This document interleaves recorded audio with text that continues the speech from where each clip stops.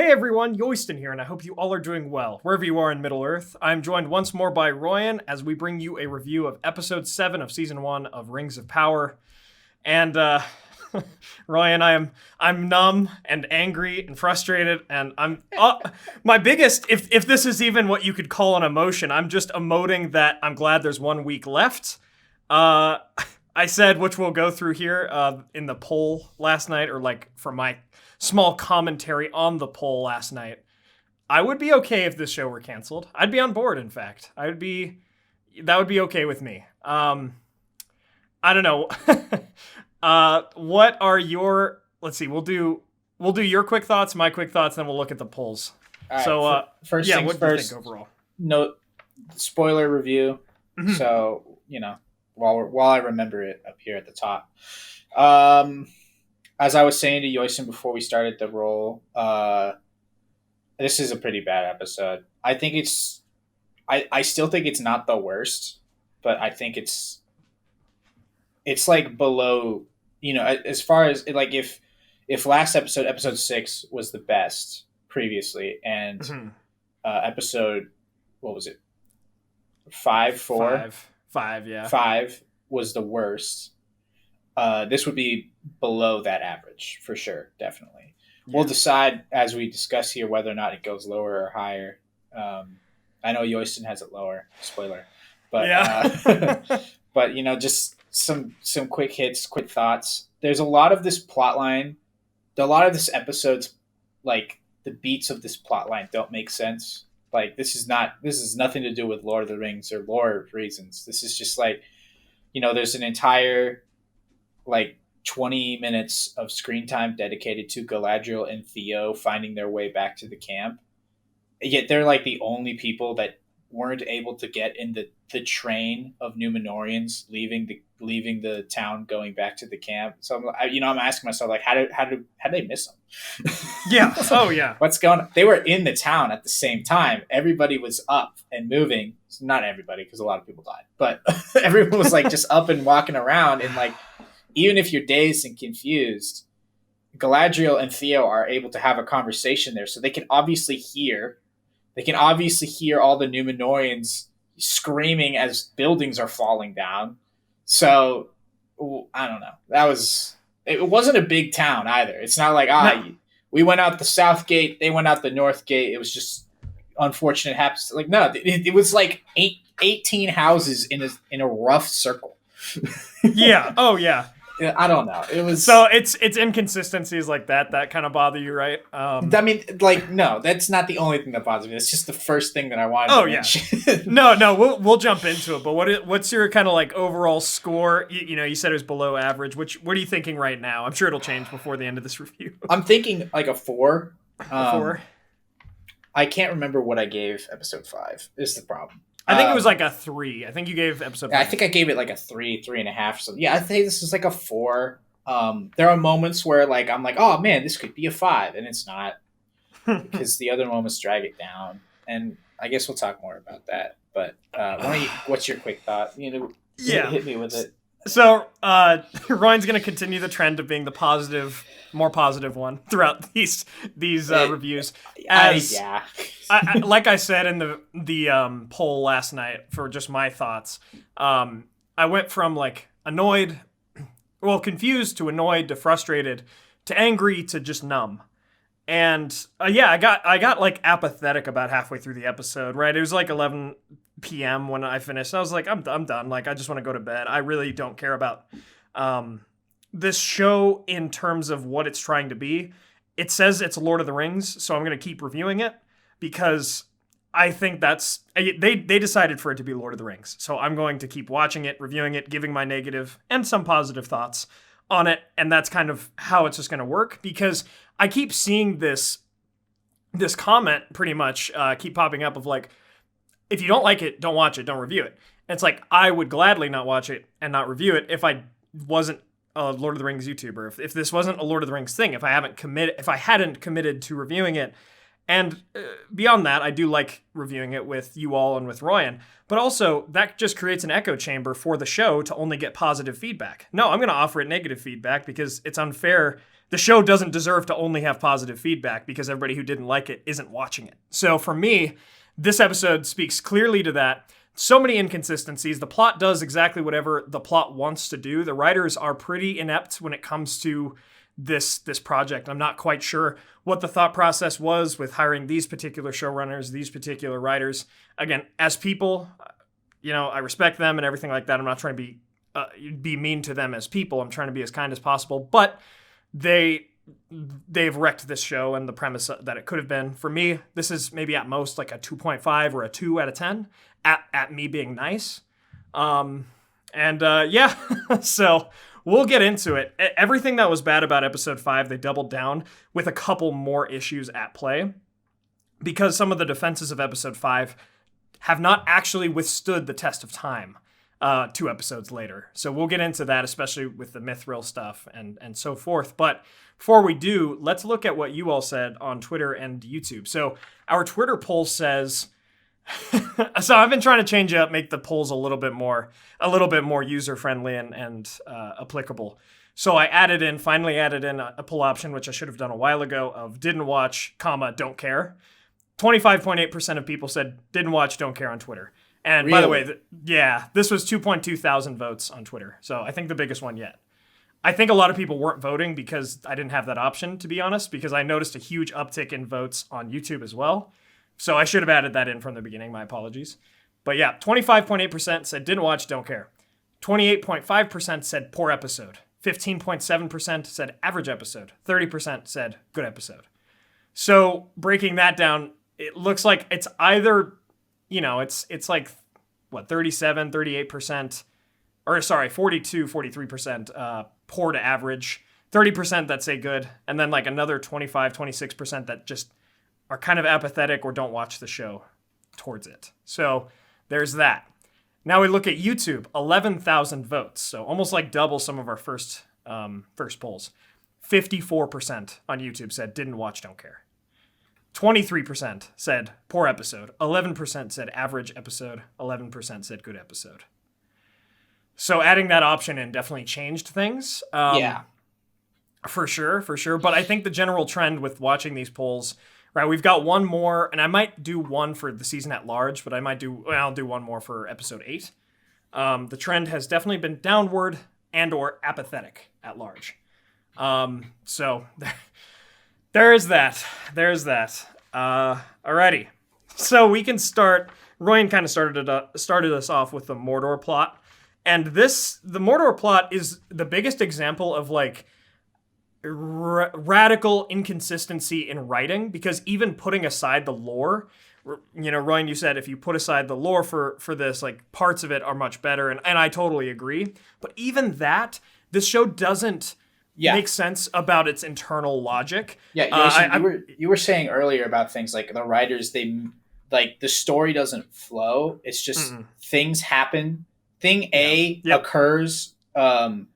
Solely by so itself. Thing B. Yeah. Like there's nothing that causes thing A. Thing A just appears spontaneously so that thing B can happen. Yep. Like this is a huge example of that. I talked a little bit about how there's no reason for Galadriel. Like they didn't let me rephrase it. They didn't show or tell any reason why Galadriel and Theo missed literally everybody else in the village on their way out. Yeah. They didn't show and they went like around that too. They weren't like trailing behind the party. Looks like they took a different path entirely.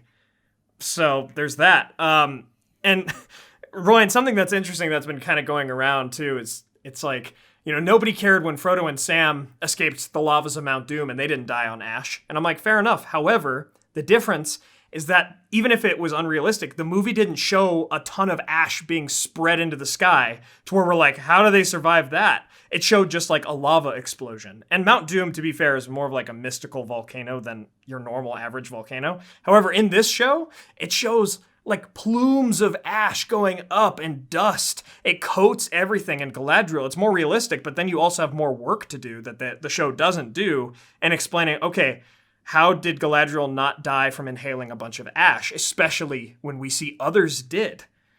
So Royen, right? If like I'm standing next to a volcano, as somebody in your field, if I'm standing next to a volcano and I only get ash in my lungs, hot fiery ash, do I survive that? Well, first of all, this so we can debate fantasy or things like this. But this actually happened with Mount St. Helens. Now, Mount St. Helens was a different. It was a different mechanical explosion, but the end result was ash just exploding outwards, and you can see in this show that because I think what they're going for is like, because this isn't really a true geothermal eruption. This is an expansion of gas that then caused an eruption. Whatever.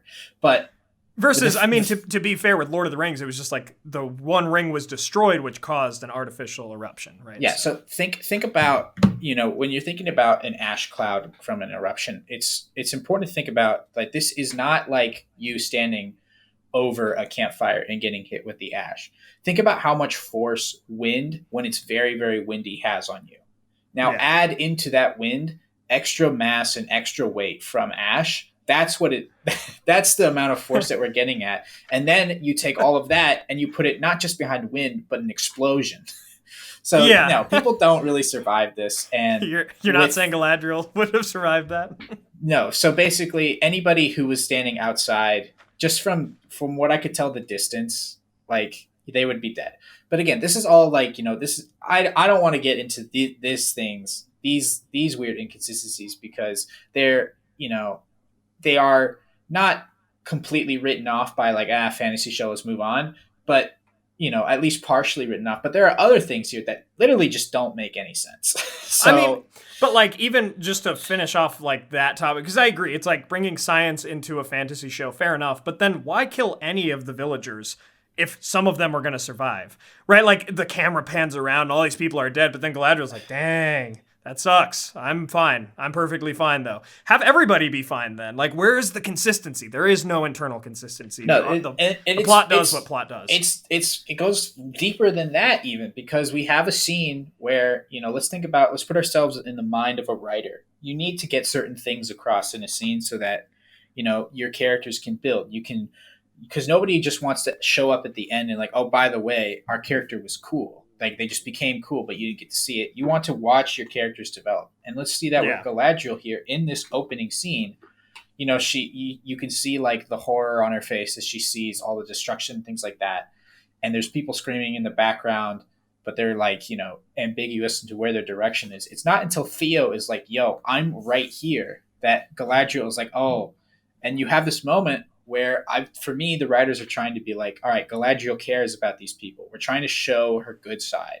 And I don't say this in like a bad way, like, this is bad. No, this is just how you write characters. But then after she gets Theo, they just leave town. They don't go looking for anybody else. They just, we cut to Harfoot's. And which is such a hard cut. Oh my gosh. Yeah, that first cut is jarring. is jarring as all life and death. But then when we do come back, they're gone. They just dipped out. So I'm like, what is it's going on here? And the reason why we don't get to, there's not a character reason why Galadriel isn't going around and looking for more people to save. The reason is because they want to write the scene later in the episode where Galadriel and Theo kind of bond on this double journey together. Yeah. And that's the level of inconsistency in writing that really bugs me. And it's kind of small and it's kind of easily overlooked. But to me, it just establishes that we're not writing a story. Somebody had a couple of ideas like, oh, dude, what if we had I'm giving letters here, A, J, H, and C, as story beats. Yeah. I have no idea how to connect them. But we'll find our way. Yeah. But we'll figure it out. We'll figure it out while we're rolling. Yeah. I mean, like, and that's kind of the problem, is you have to have a strong purpose for doing a TV show, or strong story beats that you want to tell, but they have to legitimately go from point A to point J to point H, right? That you actually have to have a legitimate setup for this to be considered good writing. And it's just not good writing because, those the spectacle of those points take much more precedence over anything in between. And they just want those points, and they're like, whatever happens in between, whatever. And that's why it's like, is this worthy as even just being a TV show? No, it feels hollow. It feels like a collection of bad plot points that they're just trying to get me to watch for some reason. And this brings me to another thing is, who was this show made for? Was it made for Tolkien lore geeks like us? No, it wasn't. So was this made for a general audience? More or less. Okay, in that general audience, was it made for adults? Kind of. You've got like some Parfoot stuff of just like young and adventure and, not super dark themes, until all of a sudden you have dark themes with people getting their legs like bandaged up after they were blown up. Super gruesome scene in the healing hut later on that when you juxtapose that to like other parts of the show where they're obviously hiding like terrible gore and things like that, it's like it just feels super awkward. Man's face is on fire. Cut to Harfoots now, singing a song about walking. Yeah, I mean, these, you show a huge like burn victim guy, and it's just like horrible. It's like the guy who's like dragging himself across the ground while his back is on fire in like I don't know the name of the shot, but it's the shot where the camera is it's kind of like a dolly shot, but you're also panning. It just kind of feels like you are in the scene and you're like looking around, and they're using it to show all the destruction and the horror and the, like, oh, the humanity. And then we just hard cut to the, what's her name? Singing. And it's like, oh my gosh. I mean, it's weird. And again, it's like, it's an inconsistency of writing. Who is this written for? What are we doing? I mean, there's also just some pretty elementary mistakes. We were talking about this earlier, you and I, Yoisen, with this. So in this episode, about halfway through, Galadriel basically, first of all, drops a massive bomb on us that, oh, by the way, I was married. It hasn't come up until this point, but I was married. I'm really mad about my brother dying, but my husband died too. But, I just don't think about it all that often. And I didn't mention it in the first 6 episodes. But I'm going to mention it right now. And then I'm going to tell this little story about the first time that I met him. His armor didn't fit well. I gave him like a cute nickname. It was all nice and fun. And then I never saw him. I thought he was your husband. It's like, why are you telling him that you never saw him again if you only met him once? Do you not get married like that? You're just like, oh, hey, what's up? Your armor could fit a little better. Married. Boom. Well, it's like, is this supposed to be like, oh, the first time I met him, oh, and then something else happened and we never saw him. It feels like this scene was cut. Like there was more to this discussion that got cut off. And at that point, like, I guess it's not technically a writing issue, it's an editing issue, but this is an elementary mistake. This is beyond like, this is beyond a Starbucks cup in a scene for Game of Thrones. This is just proofreading at this point. Yeah. No. And you deleted a sentence here. So this conversation doesn't make any sense. Like, what? What happened? You can tell that they really just, they didn't. They don't care about these characters in the same way that a lot of us do. They just see them as, again, empty corpses, these husks, for them to insert their own story and fan fiction into, which is of much poorer quality than our original story, which begs the question of like, why would you do this? And that's kind of my overall thesis with this episode. Why did they choose to make this show? No idea. I have no idea why they chose to make this show, because it's clear that they didn't want to tell the story that Tolkien told in the Second Age. We were talking about this before we recorded. If you look at the X-ray trivia stuff as you're watching the episode, in that scene, it was really weird. So it says Celeborn was a kinsman of Thingol, Greycloak of Doriath, a king of elves in the First Age. Period. And then then it says Appendix B in parentheticals. Then it says, he was last seen marching to a war from which he never returned, but his exact fate remains unknown. It's weird to put first of all, this is not a proper citation. Second, like it makes it feel like you're citing this whole trivia in Appendix B, and I can tell you for a fact that's not that's not true, because I know exactly where he should be early on in the Second Age. And there's just more inconsistencies here with just our world building now, not just the story, but our world building. If so, Celeborn, according to this, in this story, Celeborn has been missing since, we're presuming, the War of Wrath. You know, the war that it's like the only First Age war that they've hinted at so far. We're presuming he went missing after that point. Sure, fine, cool. But if they are going to reintroduce him later, which they absolutely are, like, let's not beat around the bush here. You don't have this scene, you don't have this level of ambiguity unless he's going to come back at some point. Totally.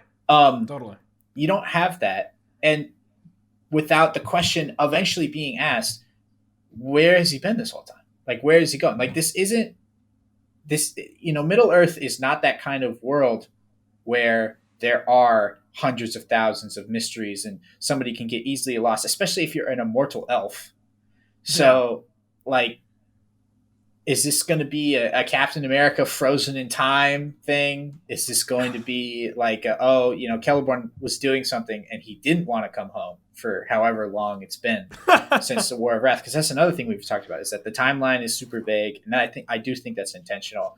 We don't know how long ago. Which is just another instance of poor writing. If you can't be intentional in your geography and your time management, then that's just a sign that you probably shouldn't be writing about these events. But I mean, I think they're keeping it vague because of if they give too much information, it just kind of collapses. It opens too many holes, or it opens too many opportunities for them to get in trouble for using things that they don't have rights to. Which again begs the question: Why are we here? Exactly. Because I remember the American Revolutionary War of 1970. Don't you? Oh, yes. I remember the Civil War of 1422. Yep. I mean, that happened actually after the American Revolution of 1970. That's how this show is. It's just like, where are we? We're simultaneously in the year 33, like 29 or whatever of the Second Age, and also in like 200 of the Second Age, and also in the year 1500, because the Rings of the forging of the Rings of Power, we're simultaneously at like 3 points in time. Unless you're going to tell me that Ar-Pharazôn is like 3,000, is going to be like 3,000 years old, or an Elendil and a Isildur and all these characters. It's just, it's frustrating. And you can defend the show and try to be like, listen, they're trying to build their own timeline, but their own timeline doesn't make concise sense, because Elrond in episode 5 is like, hey, we have this super old song that talked about the loss of the Silmaril that got put into this tree. It's so old that people think it's not real. But then at the same time, it's like these events are happening so quick together that I'm like, how long has it actually been since Finrod died in this show? How long has it been? Simultaneously 1,000 years and like 30. Yeah. So I don't know, but let's move on to more plot lines, because we got to get through this episode somehow. Yeah. Do you want to do Harfoots first or Elrond first, or second, I should say? We'll just go to Harfoots, because I don't have much for them, and I'm not as angry with them. I've already kind of written them off as kind of pretty boring, and I mean, it is boring. That's the biggest problem that with the Harfoot plot, is that even when they're doing something interesting, they immediately undo it, and so it's boring. Yeah. It's like, I mean, dude, when all their stuff was on fire, I was like, let's go, something's happening. And these psychopaths are finally getting their comeuppance for leaving that one other hobbit to the bees. But at the beginning of their scene, they arrive in the grove or whatever they call it, and it's like, oh, it's all on fire and terrible and everything sucks. Yeah. Hey, big man, can you fix everything for us? And he's like, sure, I'll fix everything for us. It's like, character development. They're learning to trust the man. And while he's fixing it, the tree falls over. The tree that everybody's standing next to, the obviously dead tree. Yeah. It's like, and it's it fell over, and then off screen they kick him out. What? Yeah, off screen. Yeah.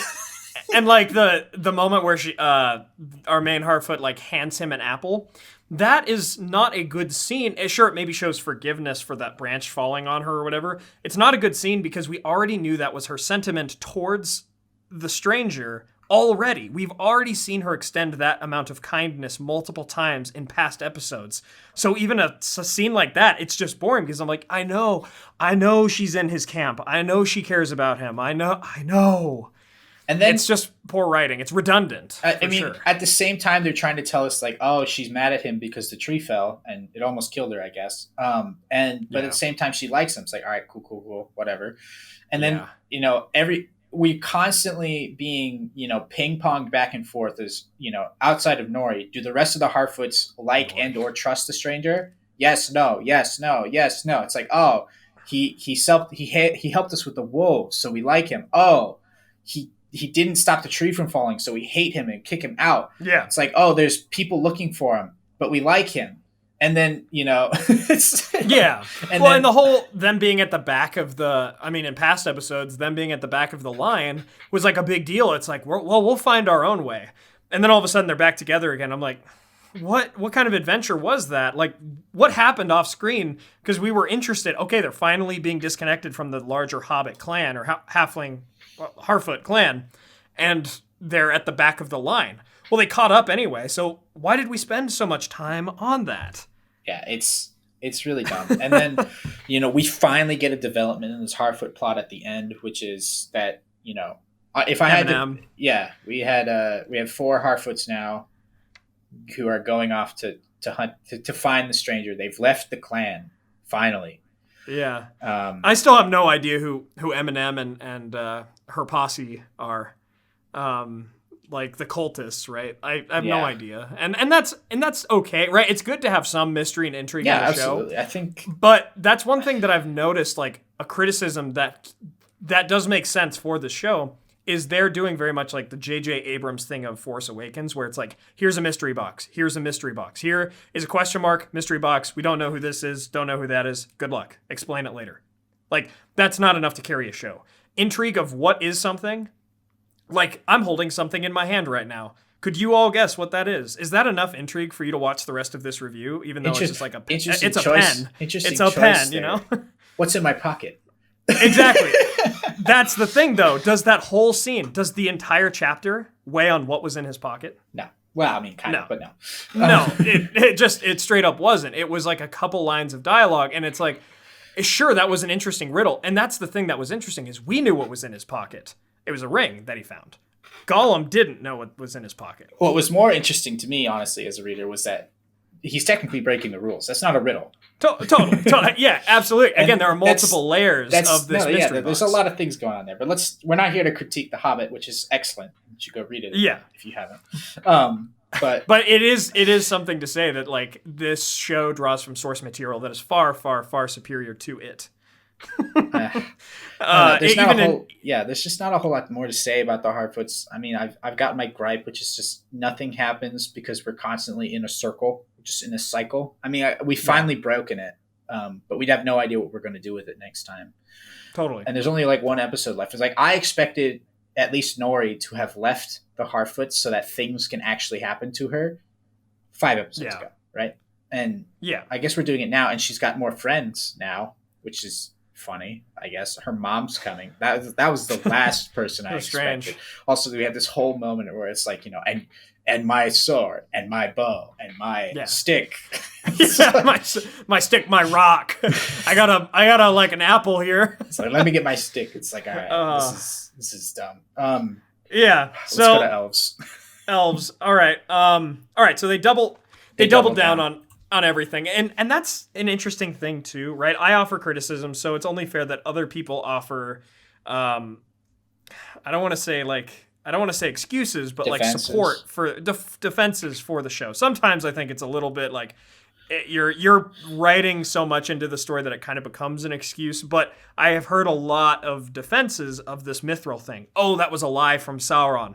Oh, there's no way that they actually believe that. It's not. They literally showed us mithril healing the leaf. So I'm like, okay, so they're continuing this plot. I also watched the teaser for next episode. Me too. Yeah. And they continue with that plot. So I'm like, okay, that is legit canon in this show. Why? Why is this legit Oh, it's just to manufacture conflict between elves and dwarves for no reason, to put the fate of one in the hands of another. And then also the showrunners, how they talk, we'll talk a little bit about this more towards the end of the review, but like how they talked about the show, I heard at Comic-Con, they weren't going to do Third Age stuff in the Second Age. However, what was the thing with Durin's Bane there at the end? It's like, are we getting the fall of Moria? Well, they're sure building to it. So if we're not, I don't know. I thought they weren't going to do Third Age stuff, but maybe they just lied to us. Like if that's simply whatever. a cameo, if we never see it again, it somewhat feels cheap. But at least it's an interesting idea. But it did look like he was like waking up. He's like stretching his wings and stuff. Yeah, it definitely looks like that'll come back to haunt us later. And it was, a decent thing to end the episode on, I guess, if you're looking for shock value. But gosh, and it has to tie in. Like it does have to tie in because of that's how you end the episode. Otherwise, that's just a very, very poor moment. It makes no sense. It's just kind of cheap and. Yeah. So they will do the Fall of Khazad-dûm, it looks like, in either this season or the next or whatever. But it can't be this season. It has to be later. I don't know. Maybe that's how they end season 1. But no, true. I think I know how season 1 will end. We could do predictions in a minute. But with this elven plotline, I mean, the biggest issue here is this Mithril plot. Makes no sense. It's just really, really disappointing to me that this is what they're going with. I would have loved for this plotline to much more delve into, how about the dwarves start asking the questions? Why do you think this will work? And then them actually starting to, maybe they start something out and then they find out later that it doesn't work. And so, we have mystery, like how did this rumor get started? All these things like that, like that is interesting conflict. And there are other things along the way that you can use if you really want to manufacture conflict between the elves and the dwarves.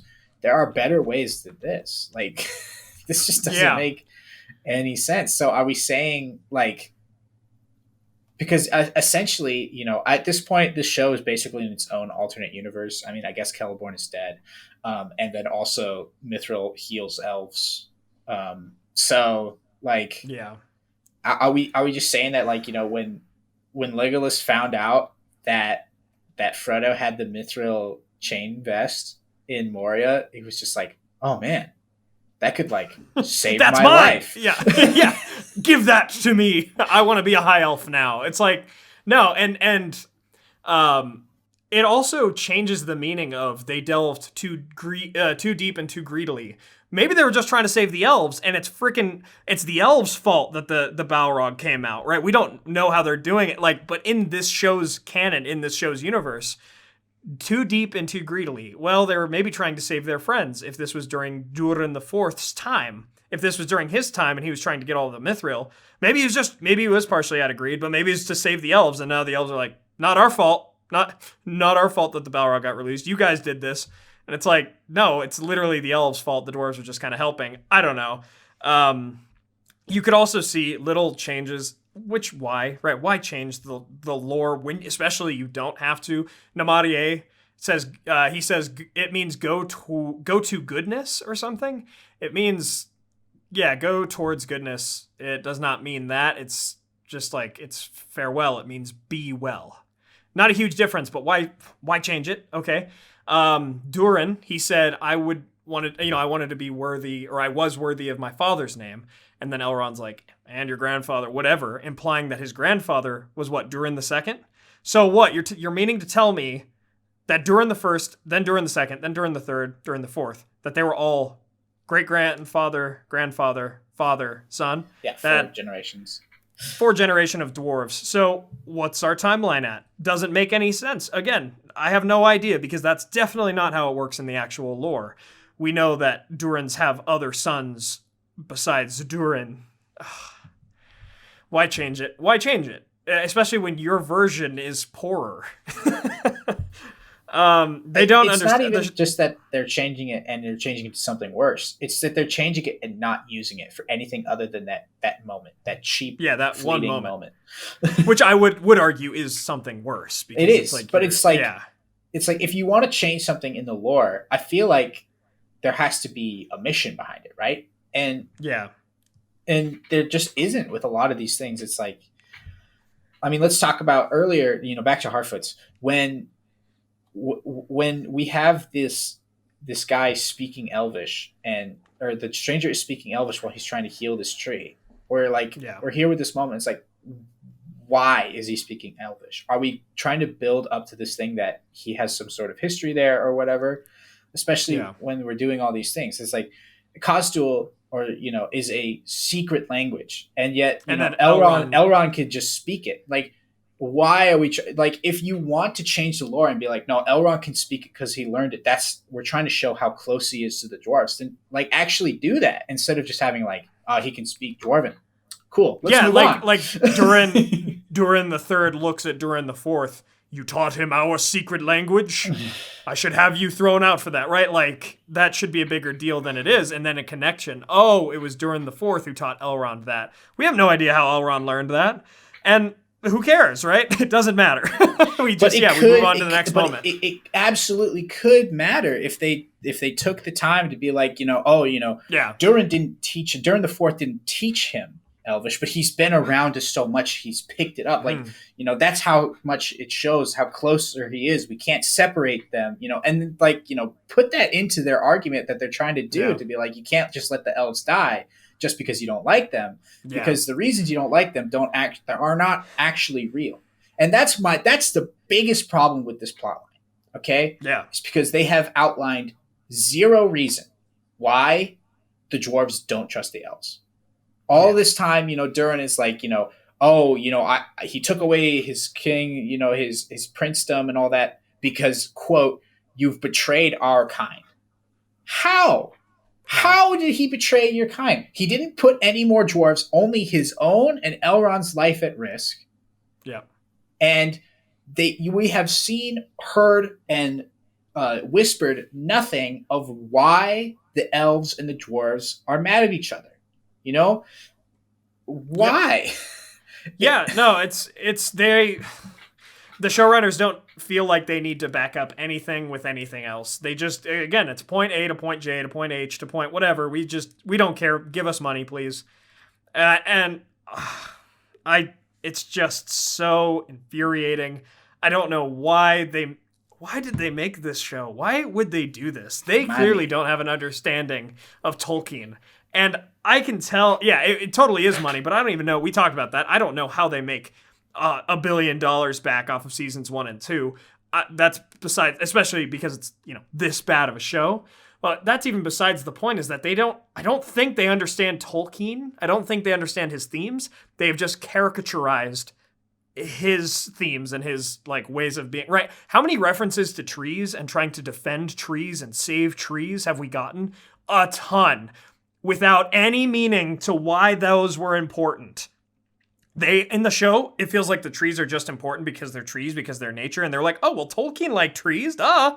I'm like, yeah, okay, but like he liked them for a reason, perhaps. He maybe liked them because he and his childhood friends would play in the trees. And then when he saw the devastation that industry brought to trees, he said, well, there's something about the beauty of nature and of life and of originality. And maybe he probably brought in his religiosity into that conversation too, versus the works of man, which are ugly, which lead to death and war and destruction and devastation.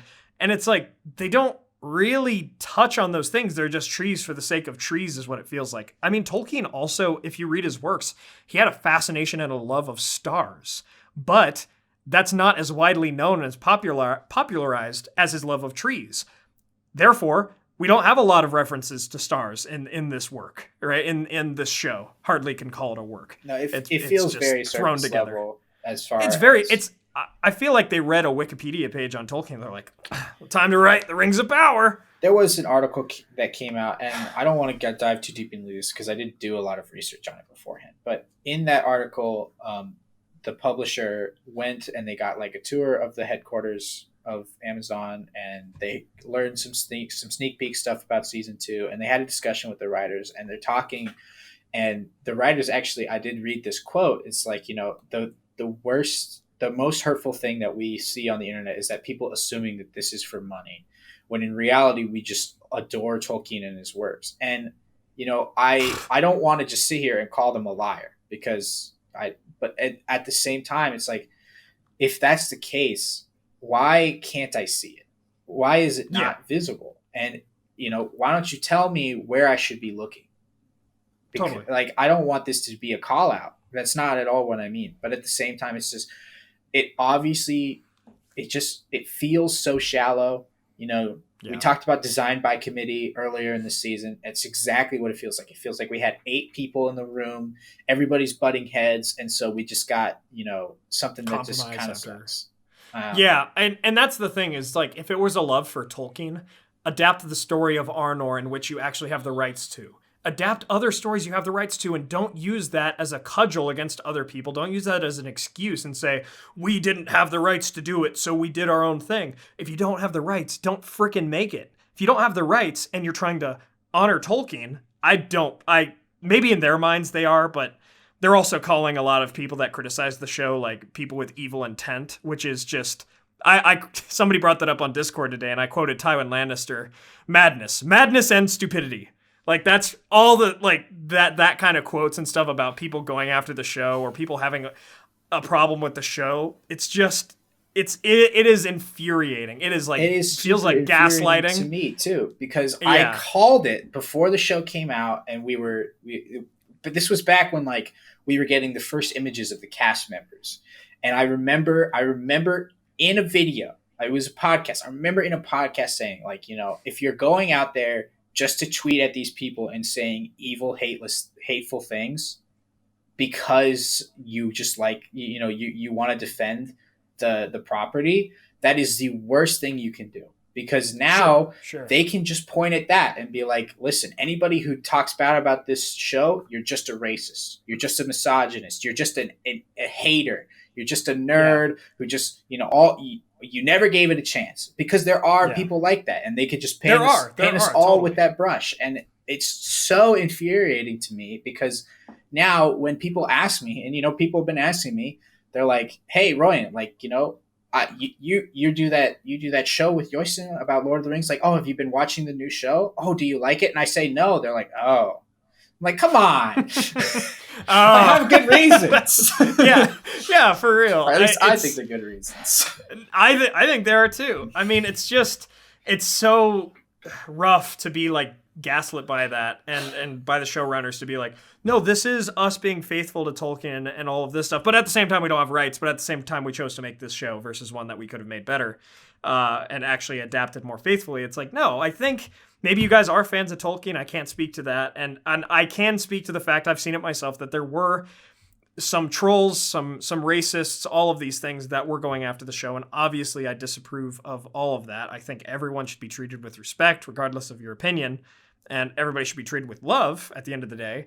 But it's just really hard to see something you love just fall apart because somebody else just, again, it seems like it's money, because if it wasn't money, why go to Amazon? Why spend $1 billion on it? Why not spend $20 million on a nice little TV show? Why do you have to it's not about money all of a sudden when you want to earn it back? Yeah, right. Give me a break. It's just too bad. My dad got my brother and I into Lord of the Rings, and he can't watch this show. And I tell him not to at this point too. I'm like, yeah, you're right. Don't watch this show. It's really bad. And it's just sad because it's like the person that introduced me to the world doesn't like it, hates what it's doing to Tolkien and to Tolkien's characters and legacy. He just read a book with Christopher Tolkien and how much work Christopher Tolkien put in to preserve the works of his father and to like publish the notes and the letters and all these sorts of things over his lifetime. He read that and he sees Rings of Power as just an abomination, and I totally agree with him. And that's where it's like, I'm going to do my part. Yeah, I'm going to give it a chance. I'm going to keep giving things a chance like I have in the past. I'm not going to try to hate watch this thing. But that's the other side of the coin, is if this is a bad product, I will come on my channel and frickin' destroy it every episode. And I won't stop watching it till the show is done. And I will get on here, hit record, and I will just demolish it time after time after time because they choose to keep releasing episodes. Until they choose to frickin' cancel this show, then I'm going to be here to talk crap about it for as long as my channel is around for every episode. Now, I don't want to drag it on. I'm not going to, after next week in our live stream wrapping up season 1, that's it. I'm not going to talk about season 1 until season 2 comes out and the trailers or whatever, but like, I do want to put it away because this isn't supposed to be like a rage tuber channel. It's not meant to be a hate channel, anything like that. I went into the show with like hopes that it could be good, that it was better than the trailers were saying, and we spent a year and a half talking about like cautious optimism, cautious optimism and things like that. We did everything. Okay, we did not sell out to Amazon, and nor did we sit and just go like the moment it was announced like, oh, this is gonna suck, so I'm just closing my mind off to it. No, I wanted this to be good so much, and if you are watching it and you're having a good time, I envy you. I really do, because if you are enjoying it, then there's something in there for you. That's awesome. But there just really isn't to me. And I have a lot of reasons why. And yeah. And that's our philosophy on it right now. Is like, are there moments? Absolutely. Is it cool to see characters like Elendil who are done kind of well, or Durin? Sure. But I honestly think Elrond, although Elrond is not like Elrond, the character they have made is, I feel like, a good character. Yeah. And I like him. I like him on screen. I love his charisma, and I love, it's like Elrond is the character that they kind of want Galadriel to feel like, the kind of character that changes the scene, that changes the storyline. Yeah. But it really sucks that he's bogged down in this really dumb plot line. It's so contrived. I'm so looking forward to just changing the scenes, because I know they can, because Celebrimbor is in this show somewhere. Yeah. Who knows what at this point. With who knows who. But like, I just if this entire, there's all these plot lines that are shading us from really actually juicy things. Mm-hmm. But at the same time, I can't look forward to them because I have no faith that they're going to be done, faithfully, done well. Yeah. And that's the thing, too, is like, I can't say that, obviously an adaptation should have changes. In the video that I did of how I would do a Second Age show, there were changes. I think there should be, and that can also make an adaptation interesting of, what changes work, what didn't. Same with like Peter Jackson's movies and all that, which I do love. Even the Hobbits, which I know are, the Hobbit movies, which I know are flawed, I still love them for what they are. Part of that's nostalgia, but whatever. I do love some of the things, some of the elements, and some of the characters, the actors in Rings of Power. Like Arondir, man. I can't remember the actor's name. I think Ishmael. Is that right? Arondir's actor. Is that who you're talking about? I have to look it up. Yeah, I don't remember anybody. Ishmael Cruz Cordova. I think he has done a phenomenal job, and I am happy when I see him on screen. He's the only one that's kind of, I mean, maybe not the only one, but one of the main characters that's actually moved me to some remarkable degree in this show. And it was even little things. I was watching closely in the episode last night, in episode 7, when Galadriel gets on the horse, he like bows and holds his hand out like over his chest/stomach as like a reverence, and bows to Galadriel and everything as like his commander. And he sells it. When I saw him do that motion, I'm like, he gets it. This actor gets it. Like I saw Aragorn, Viggo Mortensen do similar gestures and movements of respect and honor and virtue in The Lord of the Rings. I'm like, this actor, Ishmael, fantastic job. I'm sorry they put you in such a poor production. But Arondir is great. I love that character. Same with Disa. She really grew on me. I didn't know if the kind of memeage and jokes of those characters would go on too far, or if she would be kind of annoying. But she's actually a pretty great addition, especially for Durin, which I think he's a great addition too. Durin. Yeah, no, I think that, obviously there's a lot of changes and things like that do suck. But the ones that they changed and then they made an effort to make work. Yeah. Some of those are really working. Arondir's entire plotline is completely original. And even then we still see these themes that are Tolkienian in nature. Things like, I'm going to stand with these people, not because they're my own, but because it's the right thing to do. That is a Tolkienian thing. Yeah. That's a Tolkienian theme. And I do really, really love it. And I appreciate that he loves it too, that he has some reverence for the work, I can tell. Exactly, right? But it's these other additions that are changed, or they're just in the show, but they don't it's either they don't do anything or what they're doing isn't really working for me. For instance, Tar Muriel is so weird for me because at some points she'll be, pretty similar. And they even drop that in the preview for the next episode. She drops the faithful at, in in capitalization, like the actual group. She drops that name, but at no point in the show so far has she really exhibited any of the things of being faithful aside from being convinced by Galadriel in one episode. She feels really, she feels like a victim of the writing trend that we noticed, where it's like her opinions change based on what we need to happen next, not based on what is happening. And exactly right, because I was thinking about Tar Muriel as well, and like I like the actor that plays our Pharazôn, and his role is kind of, it's being evil, it's sinister in the background and stuff. I like what he's doing. Not what he's doing, but like how the actor's doing it, rather. I think everybody got what you got. But Tar Muriel, she is really an interesting one, back and forth, because again, the plot, she's very much, like you say, Royen, an example of the plot just doing with her what the plot needs to do with her. She dropped Tar Palantir's Adunaic name for some reason when she was just around the faithful, when she was just around Elendil, Galadriel, and and Bronwyn, I think, right? Or somebody. Yeah, I don't know why. I don't know why she did that with Bronwyn just standing there. Yeah, but then you drop the Adunaic name of your father, who we've called Tar Palantir this whole time. I'm like, are you faithful, or are you a Kingsman? Because that's what the Kingsmen call her or call him. But you're just around faithful. Why would you drop? Whatever. Again, maybe the writers don't know what that means. They don't know what that entails. There are almost 2 languages in Numenor, or 3 if you count Common, but Quenya and Adunaic. And Adunaic overtakes Quenya just as the Kingsmen overtake the faithful. It's like, this is a theme. These are congruent themes. But I don't know if themes really happen in this show, if that's something we did away with a while ago. So, yeah, I mean, we talked on all the plot lines. We talked about I wanted to touch a little bit more on this, right? We mentioned the showrunners' articles. I've seen more recently, in the past couple days, about the past few episodes, the showrunners kind of defending almost, more or less defending their decisions, defending the script, defending things. I saw an article that came out today of the showrunners, at least one of them, talking about the Celeborn decision. And Royen, did you have that?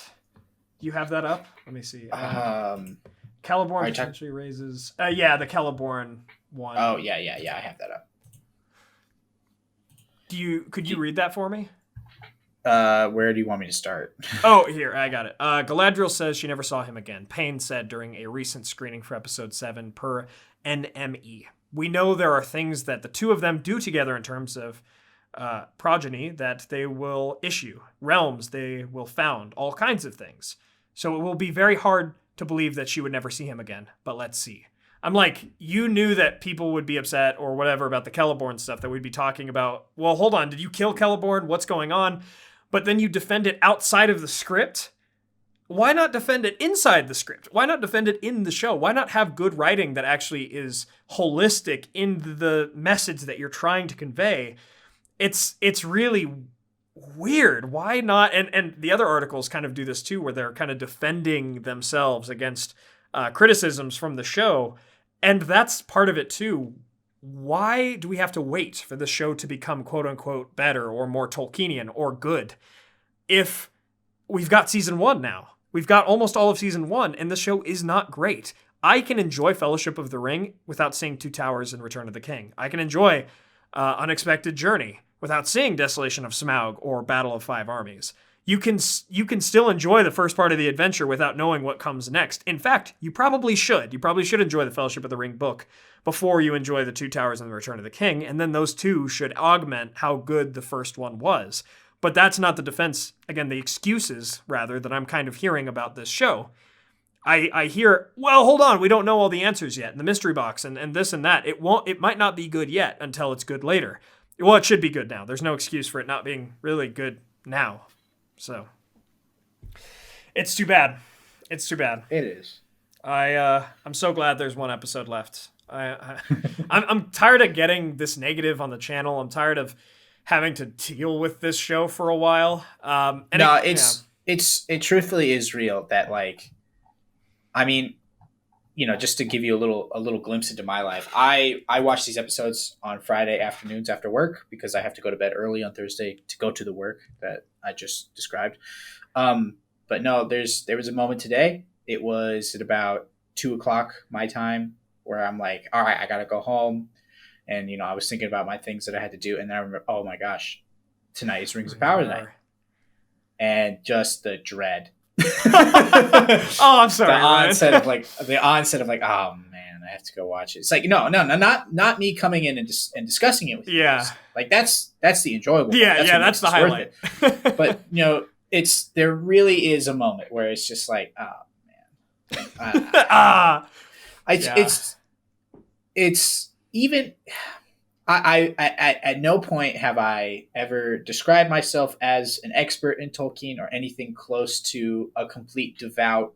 Like, I love Tolkien for everything that, the reason that everybody loves Tolkien's, all those things, it's really important to me. But at no point do I actually think like, okay, if they change anything, I'm going to get super pissed off. Like I'm not a super diehard or anything like that. And I think that's been reflective in my reviews so far. But beyond all of that, this just isn't that fun of a show. It's just not. Even from a general audience point of view, I'm curious. I want to do another podcast with my friends Red Team Review and Preston Jacobs, who do Game of Thrones content after House of the Dragon ends. And we're going to kind of compare and contrast. I want to I think that's a really smart idea. Thanks. So, for them to ask you like, oh, how did you like House of the Dragon? Which things did you like? Which things didn't? And then you go right back and ask them. I think that's really, really smart. So I think that would be really fun too. I want to throw up some polls about what my followers on Twitter, YouTube, think about House of the Dragon compared to Rings of Power as well.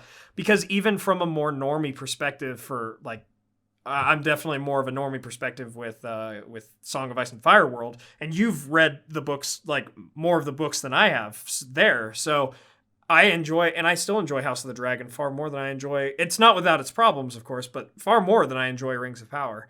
And so I can't imagine just how I've talked to so many people who've tried watching Rings of Power, and only a couple of them actually, I think, find it enjoyable. A lot of the other people that aren't really huge into Tolkien's works, they're like, man, I watched 15 minutes of that episode, then I fell asleep, or I tried to do this. There was even an article today that I was tagged in of an Amazon analyst who fell asleep trying to watch Rings of Power himself. I haven't looked too much into it, but Red Team Review, tagged me in that. And it's like, dang. Even the people making the show kind of think it sucks sometimes. Or maybe he wasn't. I don't know how attached he was. I don't think he was attached to the project. But even the people from, Amazon and stuff, it's about money. It's about all that kind of stuff. And maybe, take that with a grain of salt. Again, I haven't looked much into that article at this point, but it just sounds about right, man. It kind of made me laugh. Maybe it was a joke article, but I don't know. Anyway, I think our philosophy right now is just we got to defend Tolkien's works. I saw a comment on my memorial video that I made to Christopher Tolkien almost 3 years ago now. It would in January be 3 years ago. And I said something like, it's up to us to steward his legacy, the legacy of his father, his works, the works of his father, in what ways we can. And it's just man, fast forward 2.5 years, and I know Christopher Tolkien would be very, very upset by this show, and that makes me sad. Really, in all honesty, that just makes me very sad. So I got to use what strength I have, what channel I have for as long as I have it, and everything like that. For as thankful as I am to have this platform and this voice to say what I really think about this show, to watch it, to review it, to give it the criticisms, to steward the legacy, right? Because that's all we can do about the things we love. So on that note, I guess we can end it here. It's been how long? An hour? Yep. Yeah. Royen, thank you so much for joining me. Appreciate it, man. Thanks for having me. For sure. Good discussion. See you next week. Yeah, absolutely. One more week, and then we'll do a live stream. We'll set that up, I'm thinking, sometime next week. Maybe Saturday of after the last episode drops, if that works for you. We'll talk about it off air, but Thanks again for joining me. If you all would like to support the channel, please consider getting some candles from our friends Mythologie Candles through the link in the description below, or check out our merch or Patreon. Thanks to our Valar tier patrons, Peter Sheppard, Jonathan Putnam, Mark Kralick, Blair Scouten, Merten, John Hume, Sam mcbee, Sibbach, Elizabeth Calvert, Maz Gibs, Rhys Jenkins, Adam Petrlik, Brandon Glidden, Molly Sullivan, Daniel Burns, Anthony Harmon, Dorwin Gray, Arthur Merlin, DJ Vaught, and Dale Davis. Thank you so much to all of our patrons and YouTube members. Please subscribe and hit that bell button to join the Men of the West and all of the free peoples today. I'll see you all again on Sunday. I've got a fun video that I'm working on. It's going to be the years of the major history of the years of the lamps and trees in under 5 minutes. It's at I'm editing it right now. It's at about 4 minutes, 57 seconds. So perfect. My friends, you all are the best. Thank you all so much for joining me on this adventure. Until the next one.